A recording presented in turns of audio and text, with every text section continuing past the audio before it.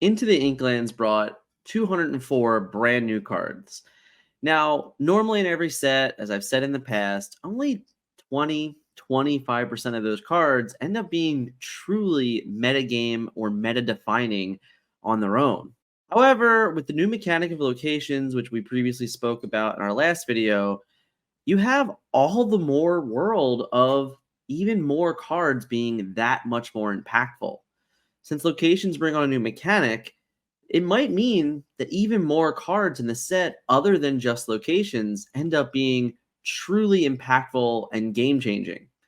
We are very excited to discuss the early thoughts that have gone through our heads of saying these cards is likely exactly where people will start building when it comes to competitive nature of Disney Lorcana. So before we get into it, let's hear from this video sponsor. Today's video is sponsored by Raid Shadow Legends, and honestly, more recently I've been playing the game and it left me a bit floundered. Here's why. You can find a link in the description below, of course, but let's talk about Raid Shadow Legends. Just like you, I've heard them basically advertised everywhere and assumed the game sucked. However, after playing the game for several hours, I did kind of get into it. I really enjoyed the battle system, I enjoyed all the character choices, I enjoyed different ways to play through the game, through their story and campaign, through the idea of dungeons. Coming from a background that have played many MMOs and quite a few mobiles, the game really did leave me wanting a bit more. So although I only played the game for about 10 to 15 hours to this point, I was able to progress pretty quickly and felt pretty good about myself and didn't have to spend a single dollar. Not one penny, still had fun, still played the game, still downloaded it on my phone and kind of just enjoyed the little pieces of it, and so can you. By clicking the link in the description below or scanning the QR code, you will then receive the Epic Heroes Light Swarm. And when you reach level 15, you will actually get a character for free named Juliana. I hope you check out Raid Shadow Legends.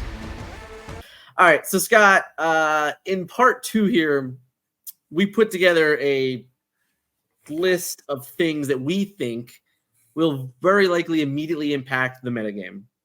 Yep.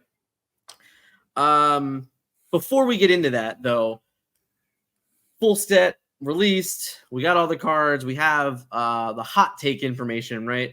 So this is probably a little closer to hot take, a little less. It's not. We haven't played with any of these cards yet, right? Like we haven't played with them yet. This is more or less a formulated opinion, I would say, but it's also definitely closer to like a hot take scenario where we can read, right? Yes, we can read. So some of these cards are going to end up being pretty good, and some of them might end up being duds. We'll find out.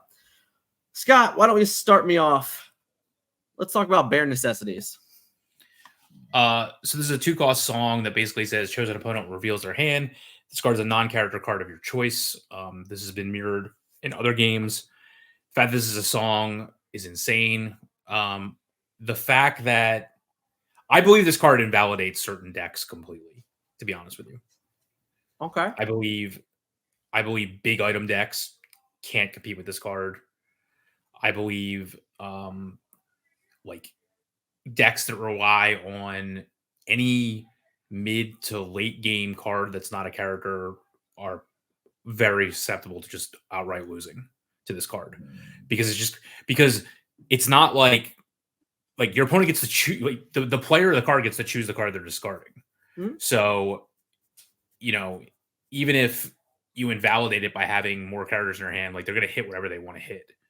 So sure. if you're playing some like heavy character deck with a few non-characters, it's still going to be completely invalidated by this card. So my counter for items is that they have several cards that can actually bring cards back from the discard pile. Sure. So I think that's like one option. My second option is that it makes deck building more difficult. Like sometimes maybe you're only playing 1 or 2 of a particular thing that you're not going to be able to anymore. You're going to be forced to play 4 of that card. Because if it gets hit early from a Bare Necessities, then you don't want to just be like, oh, my whole game plan is shit, so I have to play 4 of that card. But all in all, there's no doubt about it. This card's good. This card's very good. It's probably scary to say this, but it's also very likely necessary. Like we don't. I think this is the first like I choose discard card, right? I think so. Yeah. I mean, besides the Ursula, this is in the same set. Right. But I'm saying in the same set. So yeah. But even that's like Ursula's only songs. Like this card is actions, songs, items, locations. Yep. So it's like free. This hits four types of cards. It's free. And it's probably free. It's really good with the other Ursula. I mean, God. Yeah, I don't know. So I guess this is one of those where the card is potential to be its own worst enemy, though, right? Oh yeah, like you're basically saying that if this card's good, then people play less of targets, and then So like, how many times is it going to take for me to exert my character to not gain a lore, to not get benefit from this card? I actually think this will just form one portion of the metagame that will combat the things that it's trying to combat, and it has no choice. I can't imagine that like all those decks are just going to get hated out by this. But like, if you're telling me like, if I thought a few weeks ago there was a lucky coin deck that was possible, I don't know that that's the good call anymore. If you told me like there were certain, this makes a lot of cards worse. I don't know if I like this card existing, to be honest with you, especially as a song, because I think it just has play throughout. But maybe it isn't necessarily evil, but it's really, really powerful. And like, I guess it has to be rare, because I don't know if there's rare. Well, it's rare that you get a like super rare. I know A Whole New World is super rare, but I think that might be literally like one of the only non-rare songs that I can think of off the top of my head.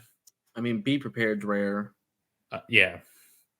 Isn't one of the other cards in this set a rare? That's a song. Probably. Yeah. So like, this will be very expensive, to be honest with you. I mean, let's put it this way: this card is a 4-of in every Amber deck. Period. Right? Like, we're not talking about just discard decks here. We're just saying like, no, like in every Amber deck, this is a 4-of. Total. Yeah. Ariel gets it.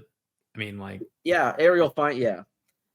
Yeah, card's really good. You can play it. You can play it on turn 2 with Cinderella. Yep. It's really good. All right. Let's move on to other really good card. Sure. There's other good cards, but sure. Okay. So, oh man, we're going to go down a rabbit hole real quick, Scott. Whew. All right. So, Jafar, Striking Illusionist. Yeah. This is a 7-cost inkable, 4 strength, 5 willpower, 1 lore, but who the hell cares? With shift 5, evasive, and the ability of power beyond measure. During your turn, while this character is exerted, you may draw a card, or whenever you draw a card, you gain 1 lore. I mean, on the face value, Scott, that doesn't sound very good, does it? Not at all. So, on the face value, it doesn't sound very good. But these are just 2 of the examples put on the screen that we got in the last few days, where Genie, 4-cost inkable, 3/5, 1 lore, with the ability of 3 wishes, which is a wonderful name, by the way. Whenever this character quests, you may shuffle this card into your deck and then draw 3 cards. And then we also have the Lamp, which is a 2-cost uninkable item. Good or evil, banish this item. If you have a character named Jafar in play, draw 2 cards. If you have a character named Genie in play, return chosen character with cost 4 or less to their player's hand. And yes, if you have Jafar and Genie in play and you banish the Lamp, you do get both effects. So before we go even further, right? Remember last set when there was a card printed called Merlin Goat? Yep. And it was a 4-cost inkable, and when you played it, you got a lore, and when it was left play, You got a lore. Man, doesn't that card look fair now? I guess. Comparatively, yes. like that card seems so very fair to me looking at the potential that this card brings. Like it's insane. Like it really is an insane statement that I think I just made. But the idea that this card in steel decks with with the Bayou that we had talked about, with all the other looters that we talked about, with the ability of shift and being able to come in and shift and sing a whole new world to instantly gain 7 lore. Yep. This card's a defining card of the metagame. Right? Yeah. At least to start. Like maybe, listen, maybe we're over exaggerating. Maybe we're crazy. Maybe this card's not going to be good enough. I can't fathom a world that that's true, but maybe. That's pretty insane. Even without immediately gaining 7 lore, just the way Amethyst plays the game, you're going to be gaining extra lore every single turn. I mean, that's why we like just in Amethyst itself. Right. You can shift in, quest with your Jafar, gain a lore, and then quest with Genie. Draw 3 cards, gain 3 lore. Yep. Exert the lamp, draw 2 cards, gain 2 lore. Yeah, that's a lot. That's insane. It's so good. It's just so and he's good. inkable, and he's evasive. Yeah, and he's evasive. And he has shift. Yeah. This card's going to be onto, in fairness, onto vulnerable targets. Don't get me wrong, but at the same time, I don't think. I don't know. Like, how vulnerable are we? Like, both of your 4. There's 3 4-cost Jafars that you can play. 2 of them have 5 willpower. Those are all terrible, though. Jafar Keeper Secrets is going to be a playable card. Oh, that's the one with the cards equal to power equal to the number of hands. Yeah, that's fine. That card's going to be playable. It has 5 willpower. Yeah, that's fair. The 3/2 is vulnerable. The 2/2 is vulnerable. Sure. So, and I hadn't even thought about the 05, so that's fair. Yeah, I think Keeper Secret's very good. But even those being vulnerable, it's more not even that they're vulnerable. It's now that your opponent has to answer this Jafar. Yeah. They can't even allow you to have the shift play, because if you have the shift play, the value you're going to gain is just unreal. Yep. Mm-hmm. Crazy. Yeah, I'm not a big fan of the non-interactivity of it. I think that's a very good conversation that we can have toward the end of this. That's fair. About potential negative play experiences, but we'll see. Scott, this is your girl. Tell me about her. This is Helda Sinclair. Shift 3, 5 cost, uninkable, 4 strength, 4 willpower, 2 lore. Again, shift 3, and whenever she quests, you may deal 3 damage to chosen damage character. I think in a fair world where there's actual combat between characters, where there's actual challenging going on, I think as long as she quests and is able to actually banish one character, you're getting value out of her. I don't think you necessarily have to run it with steel, which a lot of people think. I think throughout the course of a normal game, you're just going to have, not every character out there doesn't have damage on them. So I think as long as she's able to shift onto her smaller self, which I think is totally playable, or a morph or something like that, I think that you're going to gain value out of her. And so I think she's really good for what she does. She obviously can't do this damage to somebody that isn't damaged, but I don't think that's hard to get off. I just think we have to live in a world where there's challenging actually going on, and I'm not positive we're going to be in that world, but if we are, I think she's going to be very good. Yeah, I really wish, just because of the theme of the set, that it could do damage to locations. Yeah, I don't know how much it would have made sense for that to be a thing, but if this card was just one step versatile to hit locations, I would be over the moon for it. But all in all, I think the card's very good. I think 3 damage is a lot. Yeah. So, I think steel is the obvious good pairing here. You're just going to have damage laying around. I wish there was a way to, compounding again, obviously it doesn't happen, but I wish this was the fact that it's whenever this character quests, is great because you can kind of double down with it with like a singer, you know, like let's just say, I don't know. I guess later in the game, it's tough. Anytime you can sing grab your swords and then quest with this card probably kills mostly everything, but that's not as easy to do in that in combination. We don't have like singers and things like that. So you would need like kind of like a shift Robin Hood into a shift Helga Sinclair, which is just like asking for a lot of things that happen and go right. I don't know, but obviously this card's very good. 3 damage is a ton. So I will agree though. I think that if challenging isn't really happening, if there's a lot of like, I'm just gonna leave my guys untapped because I'm waiting to have this like nuclear turn, which I think some of the decks that we're going to be discussing in the near future are going to be a lot of those things. This card might fall short because there's not actually enough interaction points for her to be good. Right. Exactly. So, okay. So the Jolly Roger, we talked about it a bit at length, but in the metagame itself, I guess this does 2 things, right? One, in Chapter 1, Pocket Watch was a really good card. Yep. And it costs 3. It costs the ability to exert it and things like that moving forward. So it cost a lot of resources. It wasn't items, so it was kind of hard to interact with.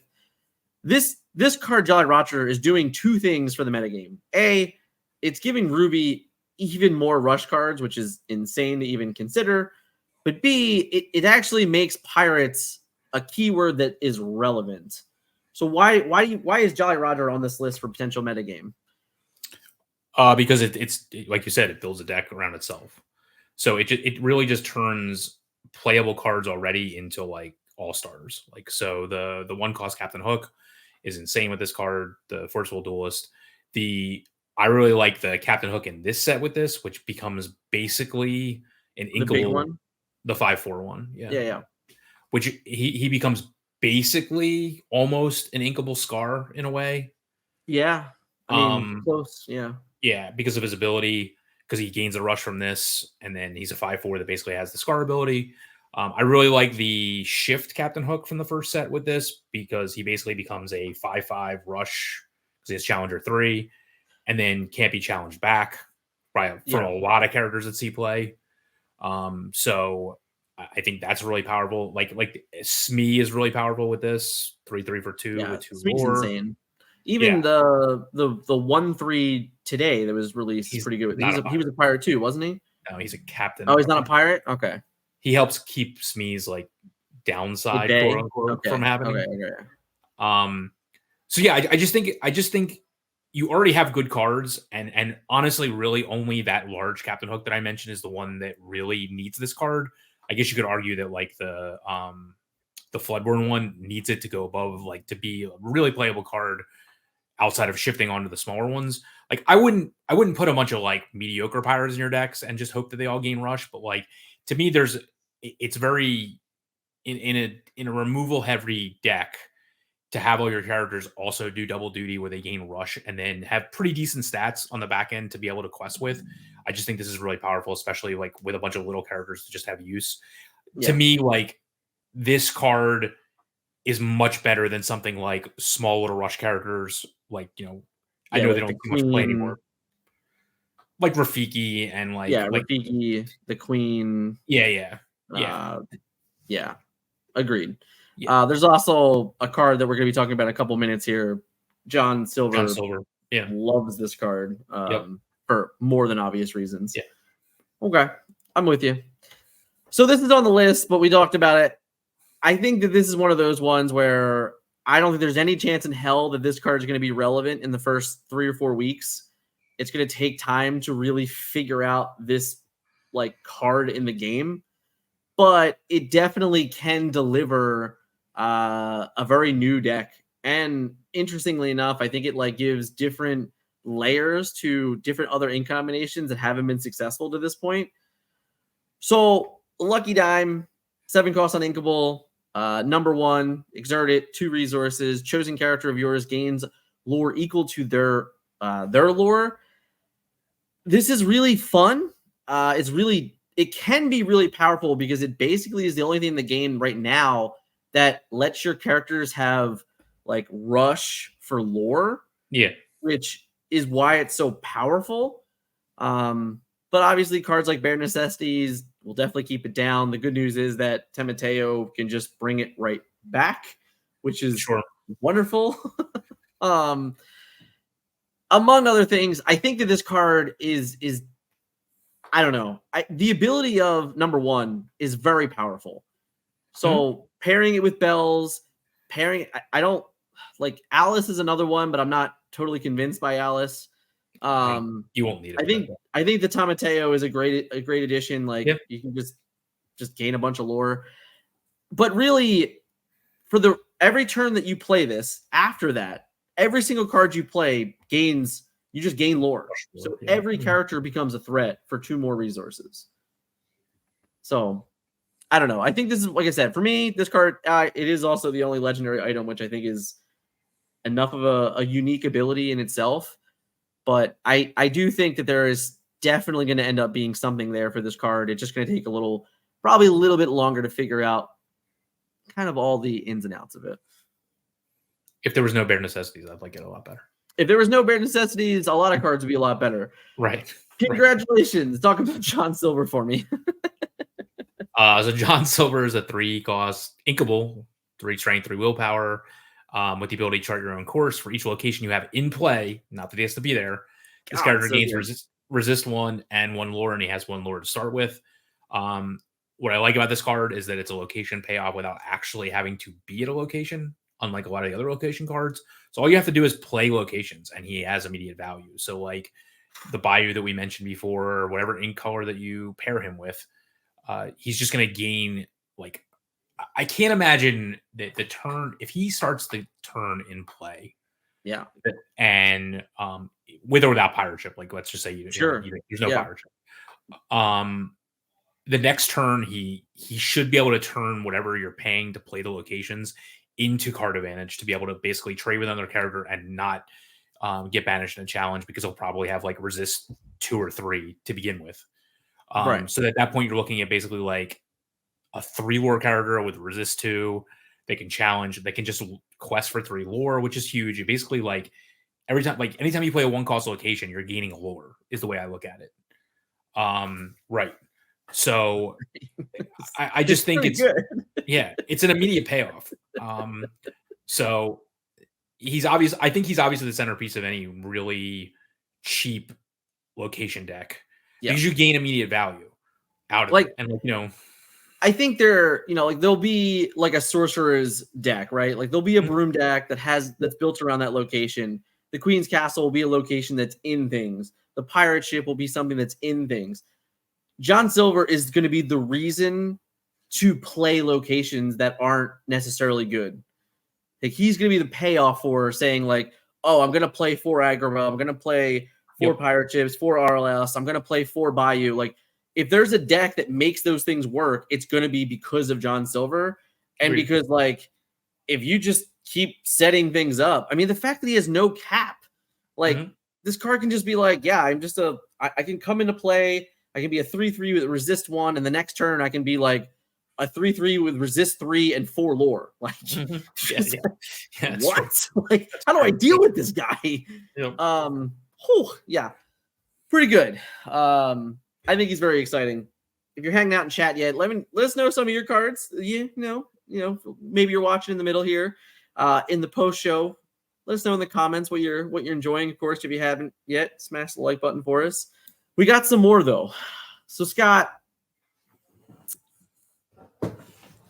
talk to me about a card that I don't think anybody understands.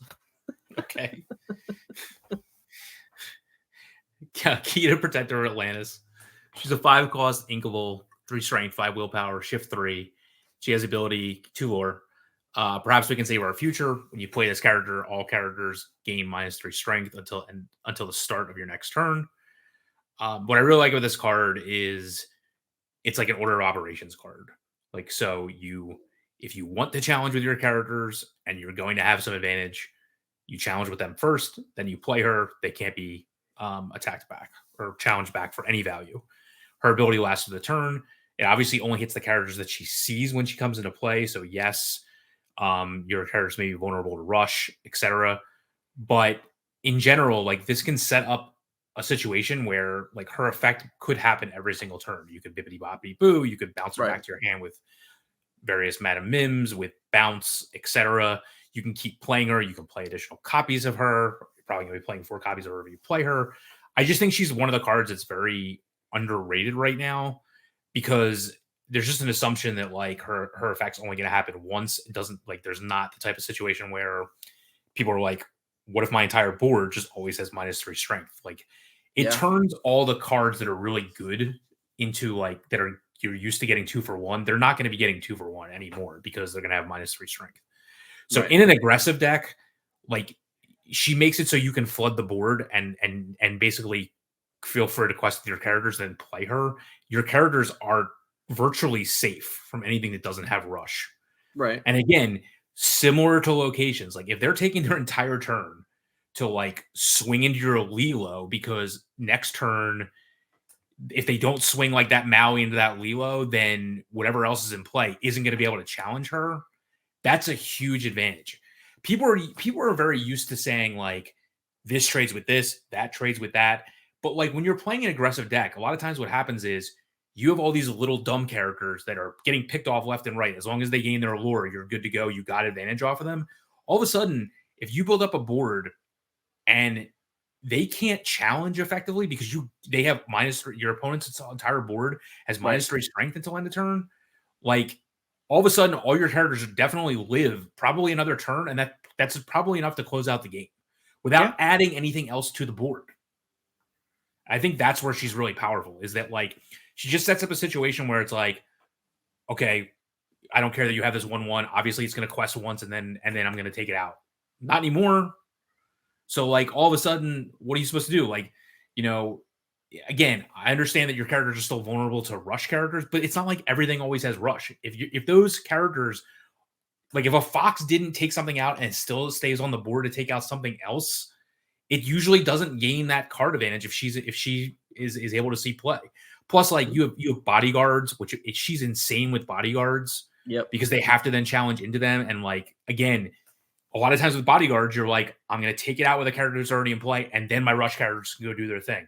If their characters in play become 0 power or like 1 power, and you have like a Simba, like what do they do? Run 3 guys into Simba because they all have -3 strength? Like what's going to happen in that situation? I think this is a good question that just came up. How would this react with Challenger? So you can't go below 0 strength when like her effect. So her effect would put in the 0, and then when you attack, you would get the plus from Challenger. Right.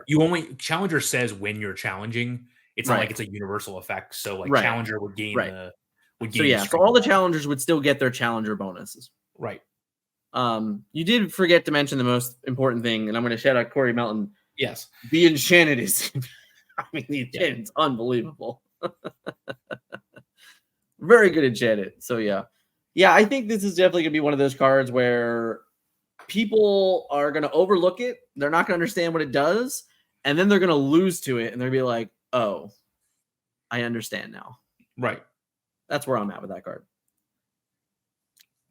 Let's talk more about the Queen's Castle, Scott. So the Queen's Castle, again, 4 cost thinkable, 1 to move to, 7 willpower, 2 lore. Using the mirror at the start of your turn for each character you have here, you may draw a card. It's notable that says you may come up. Who knows? Right. Sure. But 4 cost inkable, has the ability of literally any character on here draws me another card. It has 7 willpower. Scott, why the hell is this card inkable? I don't know. I just noticed it's called Using the Mirror, which is hilarious because mirror for the first set cost 4, draw a card. That's just hilarious. Yeah. And it wasn't inkable. It wasn't inkable. Right. I mean, this fits into like every Amethyst deck, right? To a certain level. Oh yeah, certainly. I can't imagine not playing at least a one of at least some number of these. Yeah. And I think that's the interesting thing. I think it's good in aggro. I think it's good in the control decks. It's definitely going to be good in any type of location deck. It just does so many things. Like for 7 willpower, with the addition of only 1 to move to for drawing a card. And 2 lore. And the icing on the cake is that it has 2 lore. Yep. Mm-hmm. I mean, God, this card is so good. And it's for each character you have there, which is just insane. Like, it's not like, okay, the start of my turn comes, I have a guy here, I draw a card. No, like it's if I have 3 guys here, I draw 3 cards. Yeah. I mean, if you play this like naked with no characters, what I'll call it. Yeah. Your opponent has 1 turn to deal with it, or else like basically 2 turns to deal with it before you basically refill your entire hand. Because every character you play from then on out is just going to draw you a card. Yeah, like the next turn, just like play a guy, draw a card, play 2 guys, draw 2 cards. Yeah, that's crazy. This card's gonna be very good, and even at like the end game, like we get to a point in a lot of games now where let's just put it in like the current metagame state of like Ruby Amethyst Mirrors, just to like really bang this one out. Sure. Maui's not necessarily a good card in the mirrors, so very often he gets inked. And it comes down to Lady Tremaines and Maleficents. Like those cards don't interact with this. Mm-hmm. So this card is just like, I'm going to play this for 4, and you have to have a rush card, because if not, I'm just going to gain 2 lore. And then on top of that, it has 7 willpower. So the Maui doesn't even trade for it itself. You would need more than 1 card to even get this thing off the board. So later on in the game, for those type of decks, being able to play 4, play another character, put it on here, and make them kind of answer both things, or you automatically gain 2 lore. God, this card's good. And there's a lot of situations where you don't want to quest or challenge with your characters, and this gives you something to do with them that you gain an advantage out of. Yeah, no, I think again we might get to a point here where there's going to be a lot of stalemate boards where you're just like you're looking to set up. So you're just like, I'm going to take all my time. Like if you can rush me and get the 20 lore, awesome. But if you can't, I'm going to sit here. I'm going to build up my resources. I'm going to draw 1 million cards.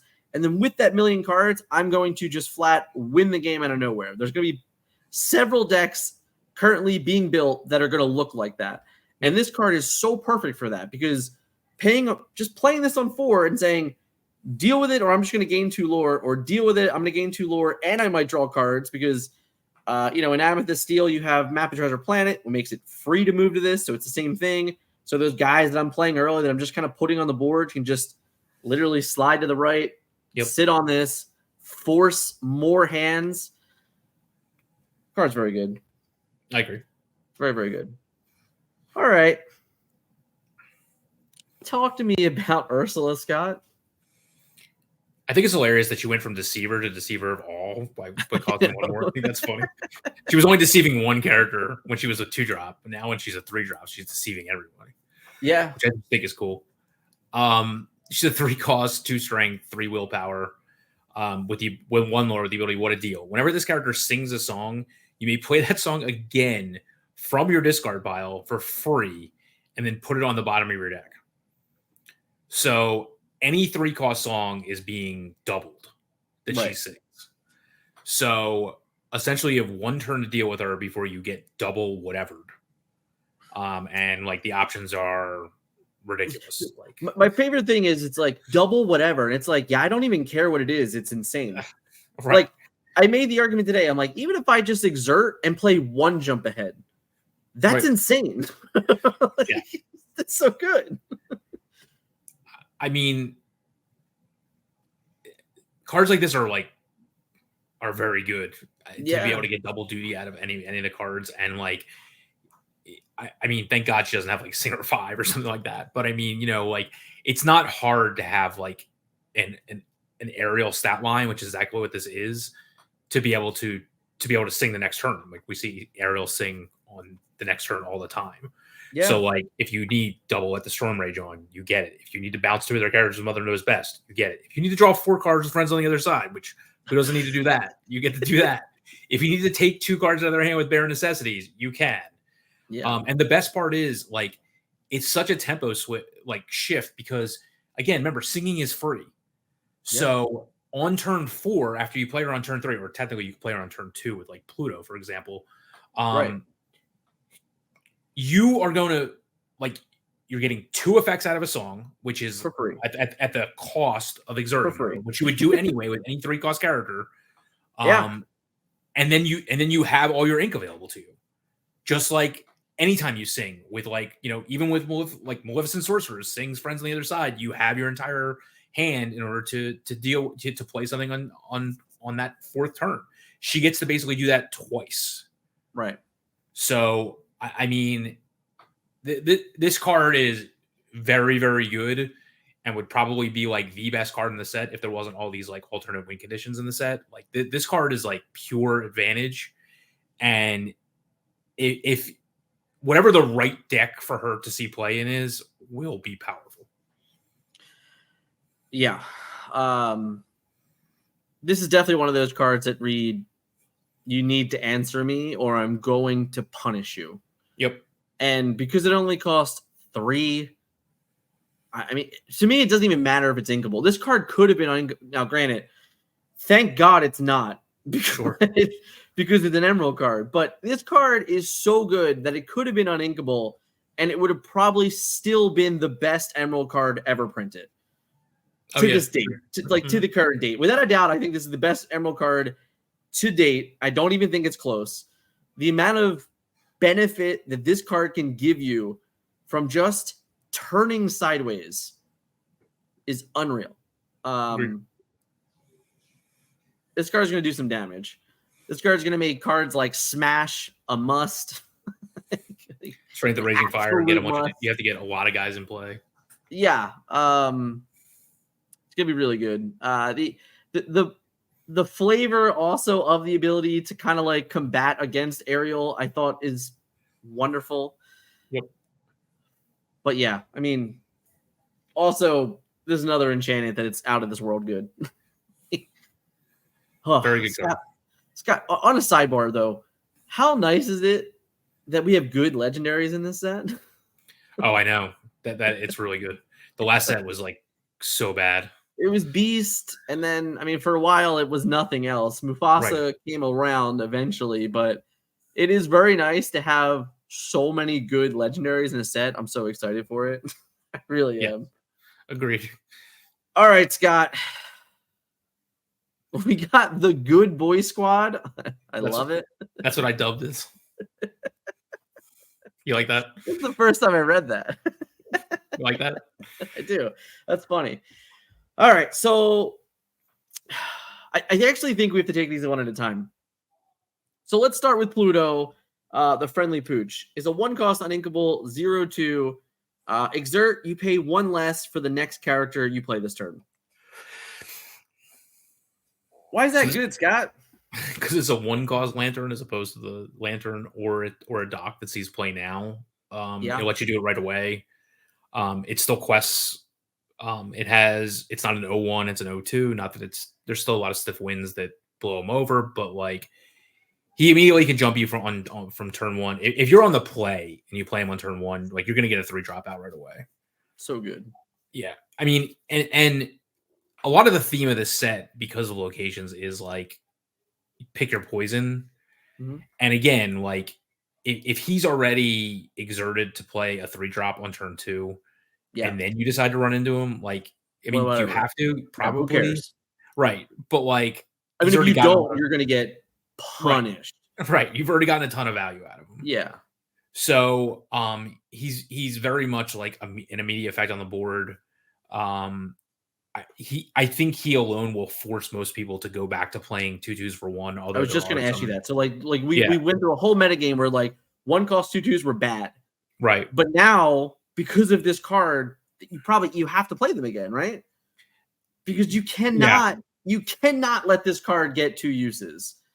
Right, like a 1/3 on 1 doesn't even do anything to this card. I mean, if you're on the play and you have Teeth and Ambitions, it does something. But aside from that, I don't think you can do it. I think that we're gonna have to go back to 2/2s. Yeah, because this card is just that good. Yeah, like Fire the Cannons seems so difficult to play because the amount of uninkables. But you might have to find room if this card is like that prevalent in the metagame. It's possible. I think there are good steel 2/2s that you want to play nowadays. Sure. So you might be able to get around that. But in general, I totally agree that like if they play a 1/3 and then they like, want to exert it for a snake, like you still get use out of the card. Like it's still a lantern. Yeah. And if you play it on turn 2, you just get to get a 4-drop on turn 3. Like you're always going to probably get one use out of it, and that a Yeah. lot of times is going to be good enough. No, Honestly, I mean, like I know I don't love doing this, but like in the past, in other games, we have literally built entire decks yeah, off of like the Lotus Petal effect of just get +1 resource on turn 2 to get ahead of my opponent to play 3-cost characters. And it's also another way inadvertently that this, if your opponent doesn't have the ultimate answer to it when they're on the play, it is actually a way to get ahead of your opponent on the draw. A right. lot of people very often are like, oh my God, how do I win on the draw? How do I win going second? Well, when you skip a turn and you go from 1 to 3, that's one way to do it. And then when you force your opponent to have a 1 cost on their play, and if they don't play one and you get multiple uses out of your Pluto, I mean, this into dock, it like if they don't answer Pluto, you all of a sudden you're playing a 6-cost card, right? Or a 5-cost card on turn 3. Yeah. Yeah, 5 costs on 3. That's pretty good. I mean, this into Detective Mickey, is huge. This into Sure. Yeah. yeah. I mean, like there's a lot of examples of cards where like if if you get them out of turn cheaper, just change the entire landscape of the game. And I Yeah. think that this is very good in those situations. So what about the gigantic Pluto? So the fact that you can shift it onto that Pluto as early as turn 4, and it has bodyguard, means that even when you shift onto a exerted character in the smaller Pluto in this case, you gain like he does his job because he's a bodyguard. Right. You don't gain the 2 lore. I'll give you Right. that. But like it's not like you are losing all that much other than the ability to quest. So, and we've seen with Ursula that 8 is really difficult for people to deal with. Yeah. It's a huge willpower stat. And this comes Then in at the start of the turn, significantly earlier right, than right, Ursula. and inkable, Yeah. and you remove 3 damage every single turn. So now, obviously, like probably not gonna have damage when he comes into play because he really can only have 1 from the smaller Pluto. Although there is that Sapphire Pluto, but it's not as good. No. So in my opinion, like this is very, very difficult for decks to deal with. It's just it's going to sit there and protect all your other characters, and it has to be run into, and So like it's just just really gigantic. difficult to take out. Yeah, It's so big. yeah, and comes Yeah, down I as mean, early as turn 4 with the other Pluto. So that's what I love about it. And yeah. again, like has no downside really. Yeah. It's deceptive. I think it's deceptive how good this card actually is because 8 willpower on a bodyguard immediately that can start to remove damage from itself is just really, really powerful. Yeah. I mean, in chapter 1, there was a lot of just in time into a bodyguard because it had 5, because it had Yeah. 5 or 6 willpower. Yeah. This is very similar, but you can do it on 4 if your opponent just doesn't answer your Pluto. Do I think that that's going to happen often enough? No. I think that like Pluto, the 1-cost Pluto is going to get removed very often because they're not going to want to deal with this. But the point is that if they don't get rid of it, you just get to really punish them. Yeah. I am curious, like how often Guard Dog will even matter. Like I know it will, but like I feel like it's gonna be one of those that like once this thing is in play, they're gonna be like, I have to change my game plan because I just can't efficiently get rid of this thing. But they can't get rid of your other characters either without. No, I know. That's what I'm saying. It might just be like one of those where you're like, all right, well, I gotta turn my guy sideways too because I just can't get rid of this thing. Like, it's just gigantic. I don't know. It's gonna be interesting. So we got Pongo here. Once per turn, you may pay 2 resources to reveal the top card of your deck. If it's a character card, put it into your hand. Otherwise, put it on the bottom of your deck. So it's a once per turn ability here, Scott, but this card is inkable. Yeah. When you look at the cards to the left of it, I think what you're seeing is you're seeing a lot of shift cards. You're seeing which again, has the possibility of being card disadvantage if they deal with the larger version of the character. So Sure. something like Pongo coming down in Amber as opposed to coming down in Amethyst, for example, to draw you whatever, like what most of your deck is probably going to be made up of in other characters, I think is just, it's just going to be a very efficient, like, value engine. Yeah. And I think playing him as like a 1 to 2 of in your deck, and then even if you miss occasionally, like I just think he's going to be a mid-game value engine that's going to be necessary for you to come back after you've already done a lot of things early. He's very good in aggro, draws you, probably draws you, he basically for 5 draws you a card when he comes into play, and then Sure. can stick around and potentially draw you more, which I think is just really powerful. Okay. Not a Okay. Pongo fan? Are What? you not a Pongo fan? No, I think Pongo's great. Okay. I mean, like just even playing him on turn 5 is fine. Yeah. Like it's just like the card's just good. So I mean, Yeah. just drawing card. I mean, all the Mufasa decks love that card. Like Yeah.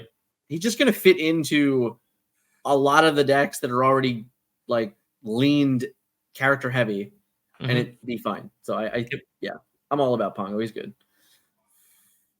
Jim Hawkins with locations. We kind of touched on this a little bit earlier, but let's go full invest here, Scott. This guy is insane. I think this is the most bang for your buck, right? Yeah, I think Because so. it Yeah. costs 4, it has 3 to move to. So like this is like the ultimate. I gain 7 resources, and For 5. actually technically more with the moving thing. Right. Your other characters then move cheaper too. Right. So if you have another, like if you play this on 6, for example, and you have another character in play, you're technically gaining like 9 ink. Yeah. So, and you have a 2-letter Wow. location with 8 willpower in play, and all your characters now have evasive. Yeah, that's pretty good. Man, I don't know. This guy, it's funny because like obviously we saw him very early. I think he was the first legendary revealed. Yeah. Right. Mm-hmm. And he does feel like he got a little shafted. Like this is like it makes sense that this is a good card for him to play, but most of the other legendary, like most of the other locations, aside from honestly like the Pride Lands, I would say like you're not getting a crazy bang for your buck out of it.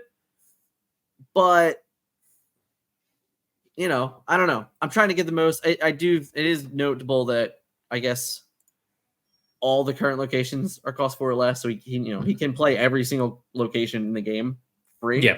Mm-hmm. Which is cool.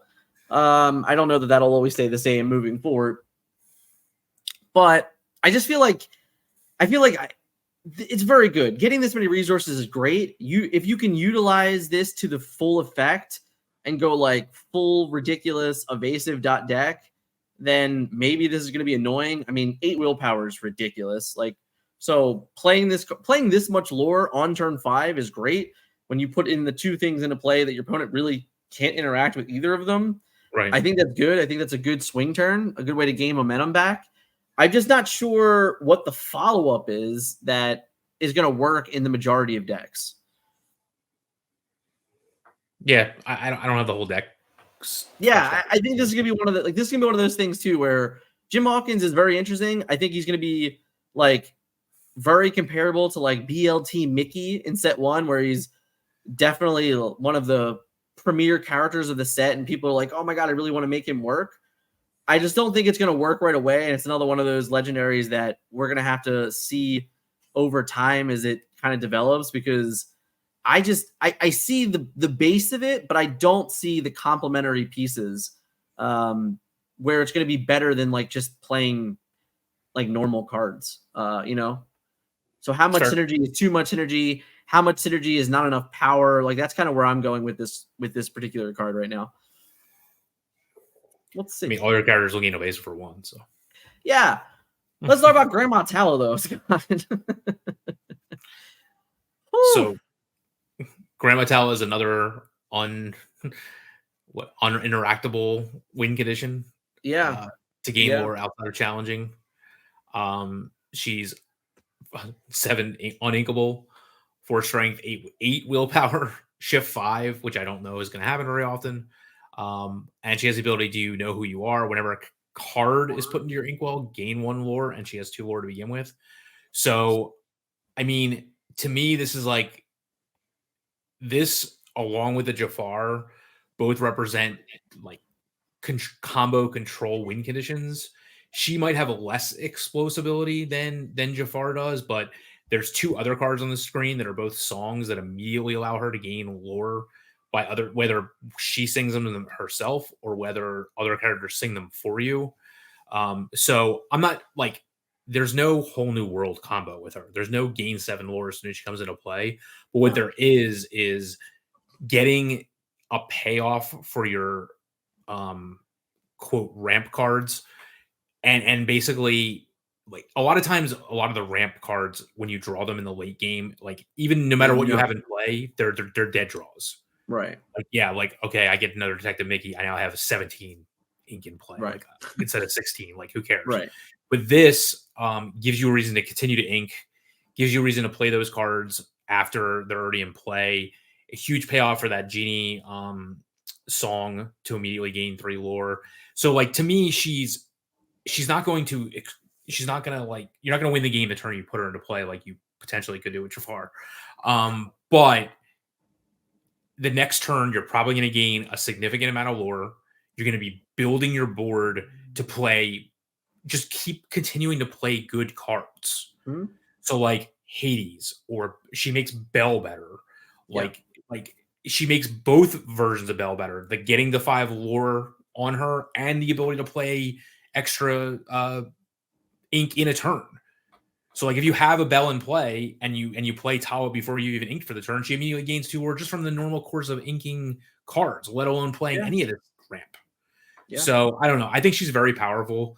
Again, to me, she's like the ultimate combo control win condition.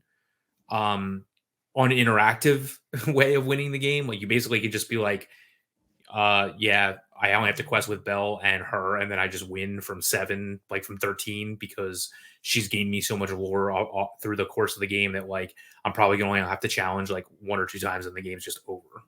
So, yeah, I think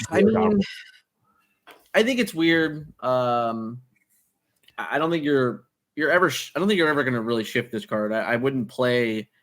You might still play the regular Gramma Talas, right, and like this, if like push comes to shove, we have to shift to try and get it. But I don't think you need to, which is really the point I'm going to get across. Like, it's going to be okay if you can just play this card on turn 4 or 5 anyway through the normal means of what your deck is doing.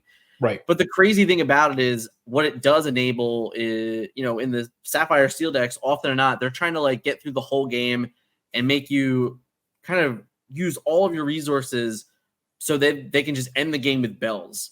Now, this actually enables you to play Bell early and say, no, you have to answer this now, because what I'm going to do now is I'm going to gain 2 lore a turn, 3 lore a turn, and I'm going to get to 10, and I'm going to go to 5, and before you know it, I'm going to be at like 15. And then all I have to do for the next 5 turns is ink a card. Yeah. Like, literally, that's all I have to do is like ink, pass. Like, can you beat me? I have all the removal. I have Let It Go. I have Hades. I have whatever I'm being paired with. Like, you're going to have all this removal and just be like, all I got to do to win the game is draw an inkable card. Or have a fishbone go and play. Right. Or have whatever it is. Like, there's multiple ways that, like, if we thought the GOAT was good, this card's great. If we thought Spellbook was good, this card's great. Like, just every single time you ink a card to just play Lorcana, you're like, by the way, I gain a lore. Yep. Mm-hmm. Did I mention that she's inkable, Scott? I know. Did I mention she has 8 willpower? Man. And I think she has 2 built-in lore or 1? 2. She's 2.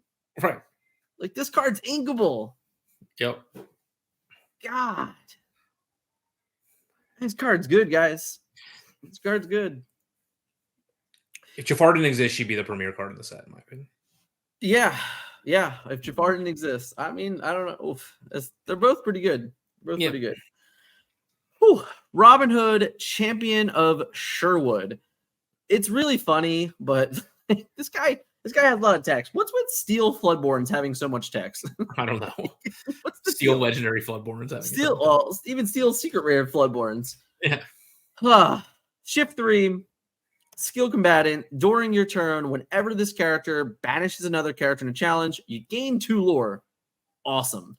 Whenever this character is banished in a challenge, you may draw a card. And to be noted, it's whether you're challenging or he gets challenged. Well, either way, you get a card.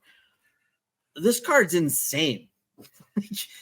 It's so funny that this card is so like good, and it's like, I don't know, the 5th or 4th best legendary in the set. Like, and it's still he's like good. fair. He's fair good, not right. That's the problem. It's like this card is actually fair with while most of the other cards we've discussed are just unfair. Right. But this card's really good. Like man, I would be way more excited for this card if there weren't some really broken stuff going on. Yes. So this enables multiple shift targets already. He had a 2-cost 1/3 that's a pinger that is just good. And then we had the 1-cost the goon, the 1-cost goon, basically Robin Hood 2/2. Mm-hmm. So he has 2 very easy shift targets, which are great. And the turn he got, like if you're able to shift this guy in turn 3, he can murder pretty much anything. Like he just banishes whatever you want. You get to gain 2 lore for doing it. And then he has 6 willpower, so he's not really going anywhere either. So even if you're just playing him and then shifting and gaining 2 lore, what is your opponent doing to get rid of this card? If they are challenging something into him, it's also going to get banished, and then you're going to draw a card also. Yeah, exactly. So like if they have a snake, and you run this into it, and you take it out, and then they're like, oh, like if somehow they still have another character to play. Let's just put it out there. I don't know. And they fox into it, you're still going to draw another card. And so you're going to 2 for 1. You're going to basically 3 for 1 them, like all the time. Yeah. So like in a fair world, if a fair world continues to exist in any way, shape, or form, I think this card is extremely playable in those decks. He just has a massive amount of willpower for essentially 3 cost, shifting onto the 1 cost, or the 2-drop if you want to. And then he just has, it's just like a better like Taka. Like you don't have to wait. I mean, infinite better to Taka. Yeah, you don't have to wait a million turns to use it. Like you get to use it right away. It has enough strength and enough willpower to survive, enough strength to take out most of the targets you want to take out. Like this guy's clearly going to gain you. I would think this character is clearly going to take out 2 characters as the game goes on, therefore gaining you 4 lore without having to just quest. I love the fact that he gains the lore both offensively and defensively, and then draws a card. Well, no, it's only on your turn. No, but I mean like he could quest, and then they challenge into him. Sure. So like they're damned if you do, damned if they don't. Yeah, like they can't just turn their guys sideways and like put you in some kind of like lore. They can't just ignore the lore total because he is also like a mini Aladdin. Yeah. It can't race you because you're going to gain lore anyway. Yeah, you're going to gain lore. You're going to take a character, and then if he goes away, you draw a card also. Right. I think this card's very good. Because the smaller versions get outclassed really easily, and then he's just a massive target. Yeah. A lot of good cards. Yeah, over the past like week and a half. Yeah. So Scott, we just went through probably about 25 cards in a way. Where are you starting? You know, like where are you starting? There's so many good cards. Where's option A?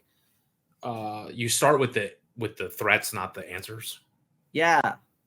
So I'm starting with Jafar and Tala for sure. And then I'll figure out what the answers are from there. The Amber packages that we put out there are really great answers and really great threats at the same time. Yeah. I think this set has turned out to be more powerful than I assumed it was going to be. I mean, when you release this many banger legendaries that you can build around, it's bound to happen. And in my opinion, I don't think it's updating your existing cards with decks with 15 cards and moving on. Like, and just saying this card's not as good, I'm going to play this instead. Like, that's a lot of what happened. I know it doesn't seem that way, but technically that's a lot of what happened with the first two sets. Like, the main decks are like two of the main decks in the metagame now are really just updated versions of decks that already existed in I mean, through two sets, 100%. The two most successful decks in Chapter 2 were two of the three most successful decks from Chapter 1. Yeah. And the other deck just fell off a cliff. Right. Because it got nothing. Ember Sapphire fell off a cliff. Yeah. Yeah. So yeah. This opens up a ton of archetypes. New ink combinations. I think there are new ink combinations that have potential. I think there's actually good emerald cards for once. There are actually good emerald cards, yes. There's good discard elements. There's good answers to the good threats, but the threats are very, very powerful, very, very uninteractable. Uninteractable. I don't know what the word is. Like, you can't interact with them. You can't interact with them. Uninteractable. Can't do it. Yeah. I'm excited. That's good. You know, like, I don't know. I kept telling everybody, like, I'm hopeful. And what I can say that I think is promising is that the first decks that I put on paper didn't include the bounce package. So, like, that's a step in the right direction from where I'm at. Mm-hmm. We'll have to see. Yeah. All I can say is, chat, you have been awesome tonight. You guys have been going around the clock, left and right, from Facebook, from Twitter, from Twitch. I really hope I can integrate Twitch into this so I can see everybody at once. It would be way easier. Scott, any final last words before I do our whole selling pitch? No, I'm very glad that the set seems available to people, that you can find a lot of boxes online for under MSRP. So I would recommend, I'm excited that it's a powerful set. Yeah. That has seemingly this much that's going to be out there. Yeah. So if you watch live, thank you very much. This will be up on YouTube in the coming days. Scott and I have big plans for the next 2 weeks before set comes out. There will be a lot of content in and around Inkalnds. Very excited. You know, we did 12. We did technically 12 cards today with some sprinkles, but at the beginning of every set, we always make a video about the brand new cores that you can start deck building with and things like that. That's definitely coming up. The cards that we don't think are good enough that everyone loves, don't worry. I promise you, I'm going to tell you those cards too. And if you have been watching along the whole time, you're watching after the fact, hit me up in the comments. Let me know what you're most excited for about Inkalnds. If you just joined me on Twitch and you haven't followed yet, please hit the follow button. Thank you guys so much. There were so many followers. It's insane. I don't even know how many there were. There were like 20 followers from the stream, which is insanity. So thank you guys so much for joining the community. We do plan on streaming more and more on Twitch now moving forward, and maybe even some other stuff. So we'll see what happens. I have a lot of free mornings, guys, so I might just come and hang out with you guys on mornings now. Who knows? Scott, as always, it's been great. Thank you for running the Facebook channel today. If anyone's looking for all of the photos, they're all on Facebook. But you can also check out our partner, Lorcana.gg.